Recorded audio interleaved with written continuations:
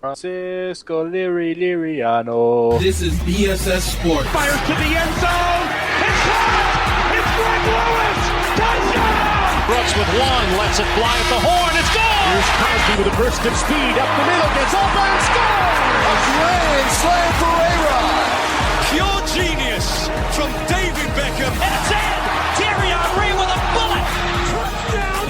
With Thomas Brooks, Steve Schill, and Trevor Struthers. Only on 91X. We're going to get running into things right off the bat here on BSS Sports, as today is a holiday. We are not on the radio side of things. We are just on the online version, but we'll still try to keep it a little bit PG. Now, Trevor, I have not been on my phone a whole lot today, but I know that you've been taking over social media at the BSS Sports accounts. Make sure to follow us if you haven't on Twitter and Facebook. So, Trevor, give me the lowdown of what happened today, who's winners, who's losers, and are the Jays' odds going up or down to win the finals? I'm going to start with, first off, I think the big winner today has to be the Texas Rangers, because, I mean, really, they went in today in a good position, clearly, in their division to go for it, and they decided, you know what, we're going to do pretty much what the Blue Jays did last year. They added a couple solid bats, which is great, because Prince Fielder might not be back this year. So they're able to add Luke Roy, and they were able to add Carlos Beltran as well from the Yankees. So, yeah, I think they're the big winners. And with Texas, we talk about their farm system, it feels like the last couple of years, and just how fantastic their farm system is. And today they were able to, without trading their top three prospects, I believe, make these trades. And their lineup's a lot stronger now. The rotation, if they get you Darvish back, that will be a big piece. I don't know where he's at in his recovery. But, I mean, so you had the Rangers. I think the Mets made a nice deal considering the injuries they've had to deal with. It's mainly on the infield, but they get outfielder Jay Bruce today. He was in a lot of talks, wasn't he? Because it seemed like a lot of teams were wanting Jay. It seemed like it, yeah. I mean, definitely talk in the offseason for Michael Saunders being traded for Jay Bruce. It sounded like that was a thing, but I think it came down to somebody failing a medical. And that was pretty much the case earlier today. The Mets had some issue pulling off that deal because I think it was one of their prospects failed a medical. So they had to try to work their way around that, get that in time, and so they were able to. So, yeah, Jay Bruce, almost a Blue Jay back in the offseason, is now a New York Met. But, I mean, now we're going to move, obviously, to the home side of things, which it gets really interesting to look at what the Blue Jays did today. And they started off, I think it was, first we had the Feldman trade. So they picked up Scott Feldman from Houston, which is where they are right now. So it's another one, just like last week when they were playing the Padres, where the player just pretty much has to walk across the clubhouse. He doesn't even have to leave the country like Upton did and then return to get his whole visa situation sorted out. But yeah, so right-handed pitcher that has started in the past. I think right now, recently he's been out of the bullpen for the Astros.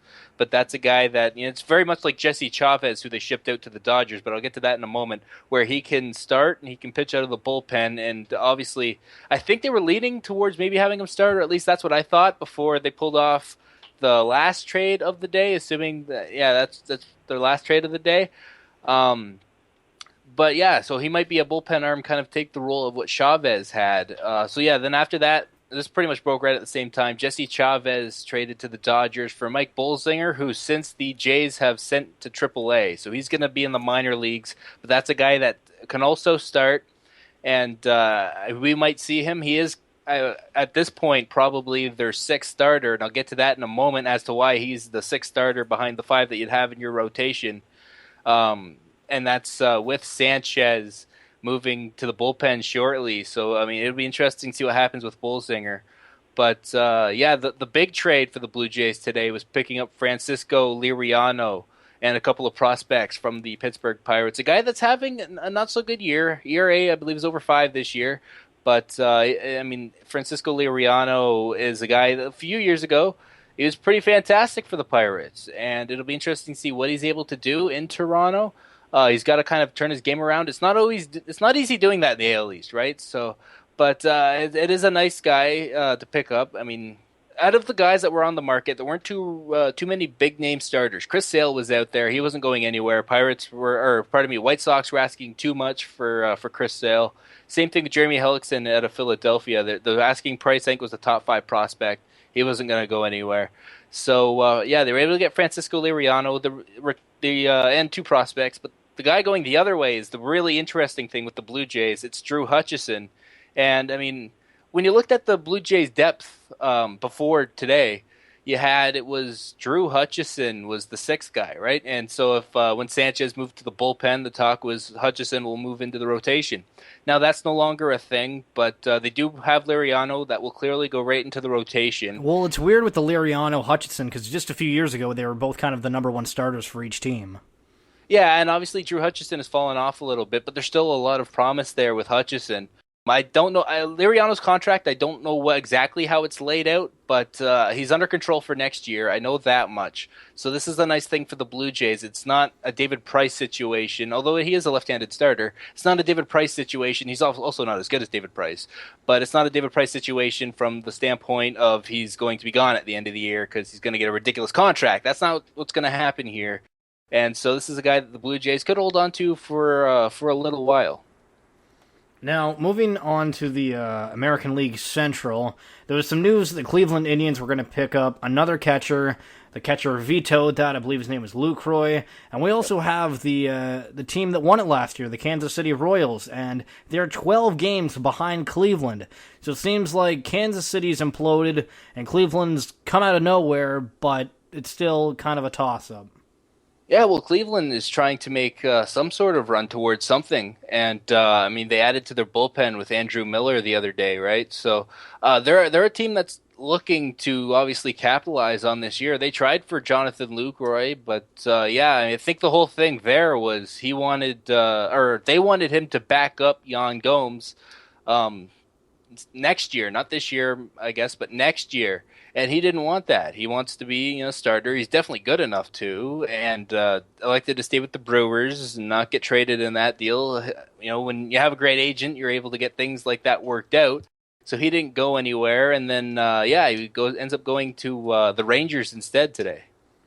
And with the Cleveland thing there, you mentioned they picked up Andrew Miller from the Yankees, and Carlos Beltran is now gone from the Yankees. Are the Yankees calling it quit on this season? Yeah, definitely, and they're definitely out of the division race. I think that's safe to say, but they're still sort of in the wild card race a little bit. But, they traded Chapman about a week ago to the Cubs. Now Miller the other day left, and now Beltran, and they also even traded Ivan Nova, which was a little surprising for me. I mean, that's a guy, he's a controllable starter. So I thought the Yankees were going to hold on to him because that's a guy that is still somewhat young, controllable, and has been pretty good. But he ends up going to the Pirates, which I guess would take that spot that Liriano is leaving in Pittsburgh as you put the puzzle pieces together. But, that's a guy I expected to kind of stay in New York, and they let him go. But, Beltran, 39 years old. He's almost to the point now where he might strictly be a designated hitter, so they move him. I think that was expected after they started moving the bullpen guys. And then, Andrew Miller was a guy that was expected to move. The only guy out of the three-headed monster that didn't move was the guy that was expected to stay where he is, and that's Dylan Betances, because he is young and controllable, more so than Nova, and is an absolute beast. It just seems like there was so many people moved today, and I know we were talking about Jonathan Lucroy, and I don't know if you knew, but the Rangers actually ended up picking up his contract from the Brewers, making a trade with the Brewers, so that didn't work in Cleveland's favor, but it's working in the Rangers' favor. As you mentioned earlier, it's looking like the Rangers are going to compete. Now, talking generally about the entire day itself, who do you think is in the top two spots in each division? Which team we talking? The Blue Jays, the Rangers, the Indians, the Mets? Who are the two teams that you would bet money on for going for the final? And I know it's baseball and everything's unpredictable. Who knows? Maybe Kansas City could go on a tear and bring it back, but who do you think? Who are your two favorites from each division to go on to the finals? Yeah, it's tough to kind of break down right now. 4 teams, two out of each league, that are going to be there at the end. What I will do is I'll tell you what team I think is the best in each division, and I'll start with the closest division, the American League East. And I thought the Blue Jays going into today were the best team in the division. If the Red Sox got Chris Sale, maybe that would have been different, and the Red Sox are definitely in there for Chris Sale, but The White Sox just wanted too much, as I was talking about earlier, so that didn't end up happening. But I think the Blue Jays still are the best team in the division. Baltimore, I think, is eventually going to start to fall down a bit. Yankees are selling, Tampa's selling, and yeah, Boston. I mean, a lot of it's going to depend on what Drew Pomeranz does. If David Price is fully able to turn his season around and end up getting on a higher note. But yeah, I think the Blue Jays are the best team in the AL East. Excuse me. And if the Blue Jays make it to the playoffs, Trevor, are you definitely getting a ticket and going down there? Too expensive. I don't even think I'll make it to a regular season game. But now I'm going to move on to the Central. And I think the best team in that division, it's not really up for too much of a debate. I think it's the Cleveland Indians. And Detroit could give them a run for their money, potentially. Detroit's still a pretty good team. They did nothing today, by the way. But yeah, the Cleveland Indians, I think they got slightly better today. I still really like Detroit personally, and that's why I think, I mean, when you look at that lineup, I mean, they still have a shot to be there. And I mean, Justin Verlander in the rotation, they have that rock solid guy. But it'll be interesting to see what Cleveland does, because they have a lot of guys that aren't used to really being in the position that they are. In the AL West, it's pretty obvious at this point. I think it's Texas.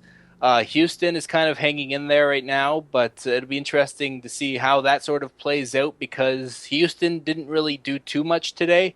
They sold Feldman, which isn't too big of a reliable piece for them. But, I mean, you'd think you'd be wanting to take guys on and maybe make a push for at least a wild card. But, yeah, Texas, up 6 games there in that division right now. It's looking pretty solid. Like, it's going to be the Rangers that come out of that division. Now, the really interesting thing in the National League was the Washington Nationals really didn't do much, up 4 games on Miami, and the Mets are right there, and the Mets, obviously adding Jay Bruce, got better today. It'll be interesting to see how that sort of plays out down the stretch, because the Nationals stood pat, and it's something that they've done in years past. I guess, I don't know, maybe they just don't really like making deadline deals. They did acquire a reliever a couple days ago that's going to take over for Papelbon in the closer spot, Mark Melancon from the Pirates, who actually did the same thing in Boston, took over Papelbon's closing job in Boston, 4 years ago. But so yeah, that's going to happen there in Washington, and so they added to the bullpen. But I think their offense maybe could use a little bit of help. In the Central, the Cubs, big favorite, 7.5 games up. I'm not going to go too much into that. Pirates are already selling 10.5 games back. They're third in that division. So yeah, I think the Cubs are definitely going to be in a playoff spot and probably win the division. And then in the West, it gets a little interesting. No team was really active today. The Giants were a little bit, adding Matt Moore from the Rays. I don't know how his health has been, because he's been a guy that has struggled with injury. But if Matt Moore is healthy, that's a guy that's going to help the rotation. And they're in a good spot. They're only 2 games up on the Dodgers, but the Dodgers didn't really add any big pieces today. Trevor, I'm very impressed on how much you know. I don't know if I've ever fully explained my gratitude towards how committed you are to baseball. Way back when, I don't know if you remember, we actually did a preview of the American League. I don't know if we ever got to the National League, but a year ago when we started this out, that was one of the first episodes that we did. I can't say that right. Now, I want to not necessarily ditch the baseball scene, but I want to talk about the Olympics, because they're coming up real soon with the Rio 2016. Now, there was an article posted by ESPN that 57 medals have been stripped of athletes since 2000. And with all of the things that are going on right now with the Rio Olympics itself, what's your takes on the Olympics? Is it worth continuing doing what, I know that every athlete wants to be a part of the, highest level of competition that they can have. Same with CrossFit, baseball, whatever you want to say, and the Olympics are one of the spots, and the world watches, and it's a big stage. But we're talking a bunch of medals being stripped from people for cheating, various things, constant problems that it seems like, even in soccer, when they're trying to build these new stadiums and going to different cities around the world, that there's health concerns and whatnot. Do you think that it's ever going to stop the Olympics, or are we, no matter what, going to continue it for the next 100 years? I don't know. I mean, the doping stuff is probably playing a large part into the whole stripping of medals, and I wonder how much Russia is responsible for some of those medals that have been pulled. But that's sort of a different thing I don't want to go into. But I mean, yeah, hey, maybe they should take a page out of the UFC's book and use USADA to do all the drug testing. then that might straighten things out. But I mean, yeah, I mean the Olympics is obviously something that it's going to always be there every 4 years. I think it should. I mean, it's always great from a standpoint for the place that hosts it because you're always going to bring in interest from everywhere else. You're going to bring in tourists no matter what. I am sure that there's always people that I mean, so once every 4 years, right? Gives you enough time to maybe save up a little something to go. Definitely if you know well in advance. But I mean, yeah, you're dealing with a lot of health stuff, and I feel like with Rio, we're talking about this a lot more than we would a lot of other places. Maybe I was a lot younger then, but I don't remember all this talk about Beijing, or even London. But and definitely not Vancouver when the Winter Olympics were here in 2010. So I think it's just a unique situation with Rio, and it comes down to the selection committee to select the proper destination. And I think we've been saying it for a while now. It doesn't seem like Rio's the proper destination for this year's Olympics, but it's going to have to happen. Oh, I guess it's the same thing with Russia. It's not the greatest place, but it's the one that they picked or the one that they bribed, and it's still interesting to find out how many of these events we're going to end up finding out have been bribed for down the road. Now, quickly just talking on soccer, the International Champions Cup in North America, the tour has been going on, and it's been a heck of a show. Chelsea not looking great. Leicester City, same thing there. Manchester United, new signing Zlatan Ibrahimovic, doing wonders as usual. And Bayern looks to be absolutely dominating everybody. But again, it's preseason. And Trevor, question for you. How much do you put into preseason for any sport?